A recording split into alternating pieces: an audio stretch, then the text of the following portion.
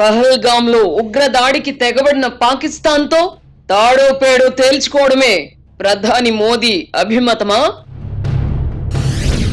భారత సైన్యం మొదలెట్టిన ఆపరేషన్ సింధూర్ ఇంట బయట మోదీ ప్రతిష్టను అమాంతం పెంచిందా?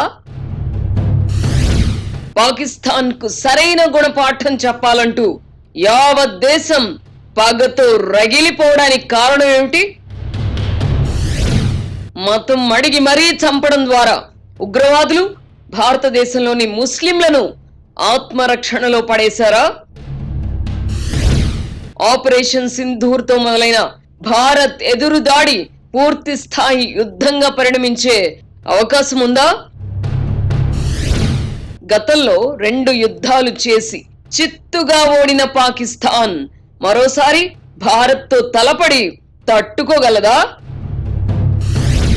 పాకిస్తాన్ ఉగ్రవాదాన్ని పెంచి పోషిస్తోందని తెలిసి అమెరికా, చైనా ఆ దేశానికే ఎందుకు మద్దతిస్తున్నాయి? భారత్ పాకిస్తాన్ మధ్య పూర్తి స్థాయి యుద్ధం జరిగితే ఏ దేశం ఎక్కువగా నష్టపోయే అవకాశం ఉంది? ఉగ్రవాదుల చేతుల్లో సైన్యం చేతుల్లో ప్రభుత్వం బందీగా మారిన పాక్ ముఖ చిత్రం చెబుతున్నది ఏమిటి? 5 దశాబ్దాలుగా ఉగ్రవాదాన్ని పెంచి పోషించడం ద్వారా పాక్ ఒక దేశంగా సాధించింది ఏమైనా ఉందా? మోదీ నేతృత్వంలోని శక్తివంతమైన భారత్ తో కయ్యానికి కాలు దువ్వి పాక్ దుస్సాహసం చేసిందా? ఉగ్రవాదం కాని తీవ్రవాదం కాని సఫలమైన దాఖలాలు ప్రపంచ చరిత్రలో మచ్చుకైనా ఉన్నాయా?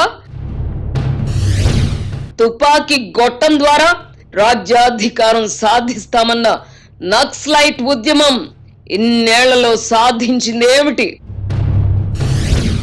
అమాయక ప్రజలను చంపే అమానవీయ చర్యలకు పవిత్ర యుద్ధం అని ముసుగు వేసి సమర్థించగలమా?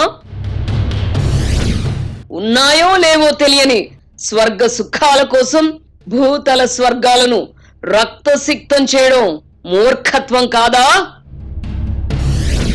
వర్తమాన రాజకీయ పరిణామాలపై ఆర్కే మార్క్ సునిశిత విశ్లేషణ. Weekend comment by RK. ఈ రోజు రాత్రి 8:30 నిమిషాలకు.